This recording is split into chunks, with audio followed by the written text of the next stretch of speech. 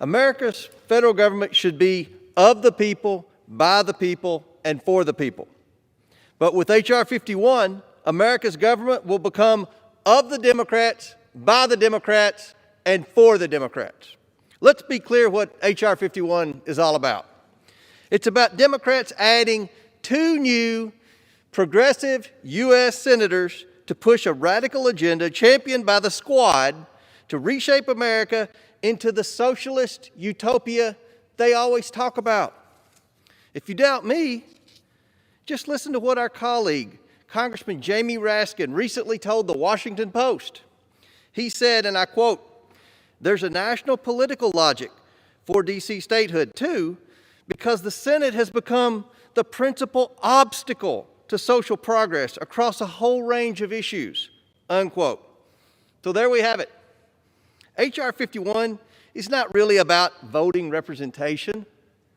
It's about Democrats consolidating their power in Washington.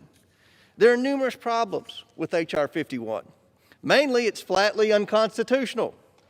Every Justice Department, from President Kennedy's to President Obama's, has been consistent that a constitutional amendment is needed to grant the district statehood. Robert F. Kennedy said granting D.C. statehood without a constitutional amendment was inconceivable. He also said granting D.C. statehood as attempted by H.R. 51 would produce an absurdity.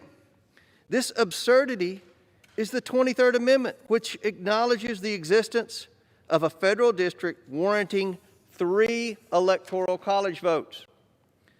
While H.R. 51 includes an expedited process for the 23rd Amendment's repeal in Congress, the problem is this would not happen until after D.C. becomes a state. This would create mass confusion as H.R. 51 was reviewed by the courts for years. The Constitution is the foundational document upon which all the laws of our country rest, and Congress cannot simply dismiss it with sham legislation. But that's what H.R. 51 attempts to do. Democrats want to rewrite the Constitution without going through the proper process of doing so. During our committee's markup of H.R. 51, I offered an amendment that would assure the 23rd Amendment's repeal prior to statehood being granted, but Democrats opposed this amendment. Why are Democrats pushing such a problematic bill through the House? Why are they working so hard to advance D.C. statehood instead of pursuing a constitutional amendment that would engage the entire country through a process intended by our founding fathers? Because they know Americans have firmly rejected D.C. statehood. I urge my colleagues to vote with the vast majority of Americans and reject this unconstitutional and impractical bill. I reserve the balance of my time.